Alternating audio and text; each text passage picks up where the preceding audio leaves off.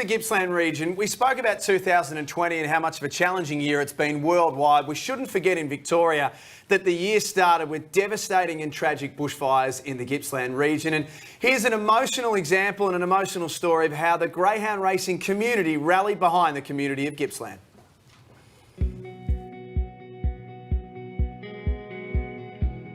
The bushfires were in the area. They'd been here for a couple of days. It was quite horrific with the amount of smoke. We had gum leaves, bark falling out of the sky that was all scorched. We had a brood bitch with 8 little pups. We brought them into our backyard so they were close to us. And the dogs in the shed, I felt that we could put sprinklers on and protect our dog shed. That was the main thing. I didn't care about the house as long as my dogs and dog shed was safe. As the day progressed, we had concerns from the GRV, just letting us know that the Sale Greyhound Club had their kennels vacant. If we needed to evacuate, don't hesitate, just head. New Year's Eve event, which is our second biggest meeting of the year, we cancelled that. Dogs were more important than anything else, so we had no hesitation shutting down the meeting. It's hard to describe how eerie it is when it's sort of semi-dark. It's dark, but then you got the glow from the fire through the smoke and the eeriness. It's just, yeah, it's very unnerving.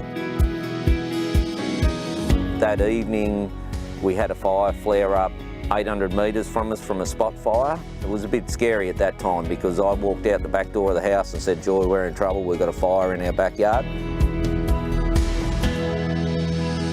As soon as that happened, we said, okay, there's going to be more spot fires, we need to get out of here. So the big job of packing up dogs, all their equipment, and away we went.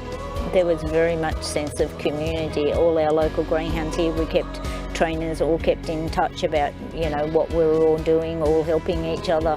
When we got to Sale Club, there was lots of people there camping on the track. We basically had all the dogs in the race kennels.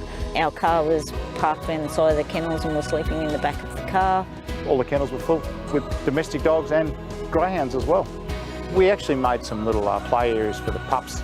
They escaped onto the track, so we had children and adults chasing those little pups everywhere, so it was a gorgeous sight, it was. Me pups had to run around Sale at 4 months of age. Not very many get to do that. 2,000 people here in Australia Day, so this year we turned it into a fundraiser. We managed, with the help of all 13 clubs around the state, to raise $42,000, which we donated locally.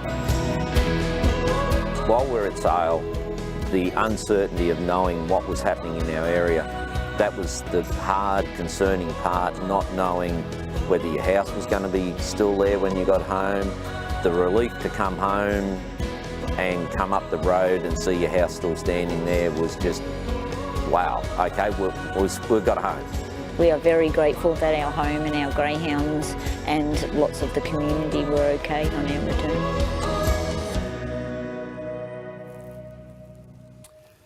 Gee, isn't that absolutely beautiful? And a reminder, I guess, in many ways of how lucky we are. Despite 2020 being a challenging year, there's a great example that it could have been a whole lot worse for so many people, and a great example of how the greyhound racing community is exactly that. One big community and one big family. Stick around.